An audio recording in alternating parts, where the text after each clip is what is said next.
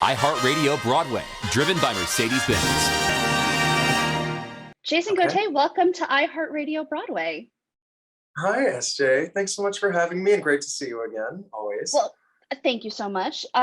First and foremost, you just had an amazing summer. You just got to play Joseph in Joseph and the Amazing Technicolor Dreamcoat at the Muni, and I want to hear what that experience was like for you.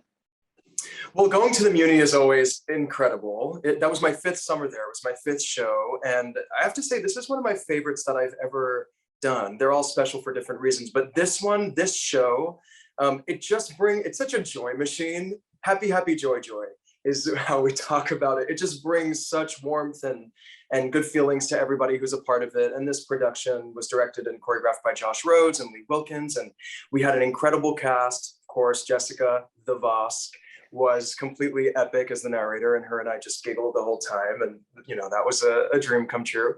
And my husband was able to be there with me. He played one of the brothers. He played Benjamin, which was very funny. Our family's got a kick out of that. So it was kind of this perfect storm of amazing things. And I just feel really lucky to have been able to do it. It was the one show I'm so disappointed I didn't get to go travel to see this summer. The sets and the costumes and that cast all look so amazing. And I'm so super jealous of everyone that got to see you in that show. Oh, well, thank you. It was a really great time, and a lot of people came out to see it, and I think people loved it. So that's really all you can ask for.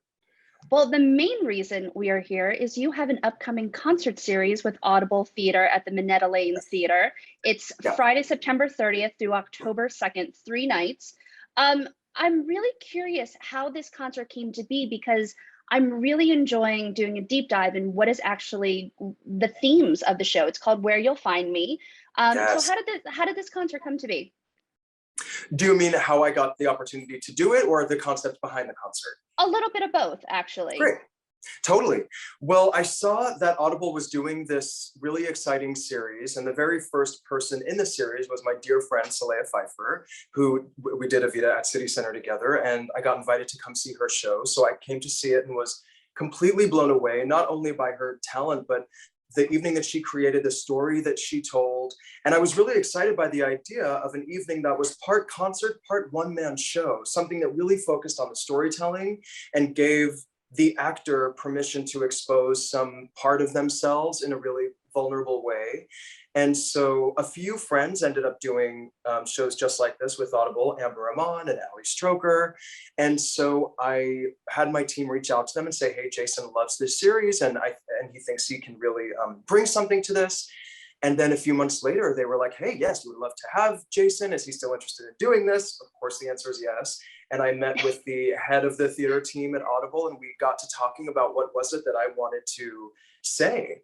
And I'll tell you, I've never been in a situation where, a company like that has said to me, we believe in who you are as an artist. We believe in what you have to say. Here are the resources. You can do a show about literally anything, which is both a dream come true and completely terrifying at the same time, because you think to yourself, where do I start? And so I started thinking about all of the things that make me me, and the people that have paved the way for me or have helped shape who I am. And I kind of made a list of who those people were, and pretty much all of them were women. These incredibly strong, beautiful women, from my single mother to the women who make up my chosen family, to the Broadway leading ladies that, of course, have always inspired me, with the exception of my husband and my brother. The rest of the major relationships in my life were all with these amazing women. So I thought, oh, that's a really interesting idea for a show. I could celebrate these women, pay homage to them. And it also feels really topical because our country is kind of having a reckoning right now with the role of women, and women's rights are being talked about, women's rights to healthcare and equal pay. And I don't think we value women enough. They're this really grounding force and shaping kind of force in all of our lives. And so it was really exciting for me to tap into that. And then I got to go through all the music I wanted to do for the show. And I thought, well, what if all of the songs I choose were written for or originally sung by women? And what if I kind of put my own spin on that? And so I feel like I'm rambling, but that's a little bit about how the show came to be. And I could talk about it for hours, but I'm really excited about it. I think it's going to be really special.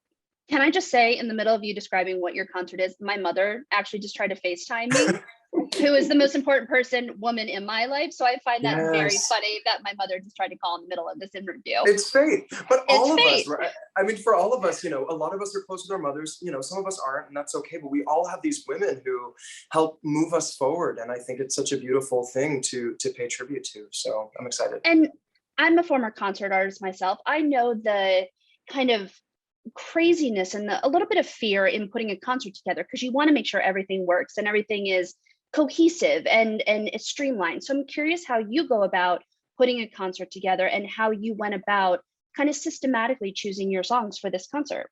That's such a good question. And it was kind of impossible because I had a director and associate director, have a director and associate director for this show. And so just like what I was saying, we had this story that we knew we wanted to tell, and we wanted to find songs that fit that story. But then we also needed to find music that would work on my voice, that was exciting for me to sing. So it was really hard to pick music that kind of checked all of those boxes, I will say. But we did end up finding a set list that I think is a broad range of styles from, of course, you have a ton of musical theater in there. That's my first love. And then you have some pop, R&B, you have a little bit of folk. There's some Beyonce, some Florence and the Machine in there, which is really cool. Amazing. Yeah, it's exciting, and it's fun to rediscover these songs through a male tenor voice and kind of tailor make these arrangements for what I do. But yeah, it's tricky because, like I said, you want to find a range, but you do want the night to be cohesive. So when I was talking to the team at Audible about what the tone of the night is, I wanted to find music that was very lush and warm and dreamlike and nostalgic on some level. And so there are a ton of female singers that fall into that category, and a lot of musical theater songs that, of course, are special to me that I think are in that world as well. So it all ended up kind of coming together, but I think people will be really surprised by some of the songs that I'm singing, which is cool. And you're no stranger to doing concerts. I've seen you in concert before, but is there anything during this process and the next couple of weeks during rehearsal that you've learned about yourself during the process? Oh my gosh, that's such a good question. Yeah, I mean, I will say I've done the concert thing before, and I always try to approach the concerts I do from a storytelling place. And I try to create a night that has a beginning, middle, and an end, and takes the audience on a journey and reveals a little bit about who I am. But through this process, getting to work with a team and kind of approach it even more from this story and dramaturgy kind of perspective, I've learned that really excites me. And I think I do have a knack for it, of really creating a story that takes the audience on a journey. And I keep saying to everyone, like, I want to disappear into Connecticut at the Eugene O'Neill Theater Conference and like work on this for like 6 months and come back. I mean, I could work on this for years and find more. So I've learned about myself that this world of solo performance and storytelling and song really excites me. And now I have ideas for other shows that I think would be really interesting. And so that's something that I've learned that I'm excited to pursue, for sure. And for those that have come before you with the Audible series, Soleil, Allie, have any of those women given you any advice on your upcoming show?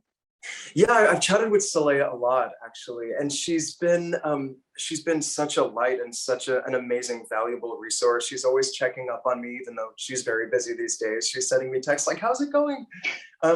Yeah, she's been there to just encourage me to be my most authentic self, and this is a real opportunity to not feel like I have to be anything that the business wants me to be, or this can really be me at my core, and just reveal all of that stuff that I don't really get the opportunity to share with people very often, because we play these roles and of course we bring who we are to these roles, right.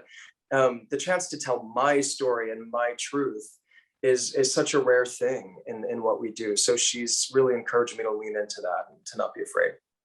And the title of the concert series is Where You'll Find Me. I'm assuming it's a nod to Somewhere Over the Rainbow. Indeed, you guessed it. Yeah. So will we hear a rendition of Somewhere Over the Rainbow during the concert at some point? You will. And I talk a lot about that song and that story and that character. I don't want to give too much away, but I will say that in thinking about the women in my life that I felt connected to, the very first woman in my life that I ever, before I had words to understand why, was Dorothy Gale, from Kansas. And as a kid, I was deeply obsessed with that movie, and I would watch it repeatedly, and I was collecting things, and I grew up in all the memorabilia. I really did that world. And it's been interesting in this show to unpack, why was I so drawn to her? What did she represent for me and for all of us? She's, such an important figure. But yeah, there was a little bit of a Wizard of Oz theme sprinkled throughout, and so I wanted to pay homage to that with, of course, the title. And yes, you will of course hear the song. Well, for those that want to buy tickets, please go buy tickets. Jason is one of the most brilliant concert performers in general, but I've seen his concerts and they're amazing. But you want to go to audible.com. The concert is Where You'll Find Me, Friday, September 30th to October 2nd at the Audible Theater at the Minetta Lane Theater. Besides the concert, which is a feat in itself, what else is next for you these days? Oh, what a great question. There's some theater things in the works, which has been exciting because, I've kind of been away from theater for a little bit. Of course, I was working on Gossip Girl last year, and it was total departure from anything I've ever done. So it's been nice to get back into theater and concert and solo performance. That's been really great. And yeah, kind of always on the lookout for more TV film opportunities as well. I have a tiny little part in a film that is coming out in December. I can't say what it is yet, but it's an amazing cast. Again, I only have a couple scenes in there, but it was my first film that I've ever worked on. So that'll be released this holiday season, and I'm excited and hope to do more. Well, we're excited to see you whenever you're performing. So again, Audible Theater, go to audible.com to buy your tickets to Where You'll Find Me today. Jason, thank you so much for joining iHeartRadio Broadway today. Thank you so much for having me, and I'll see you soon. iHeartRadio Broadway, driven by Mercedes-Benz.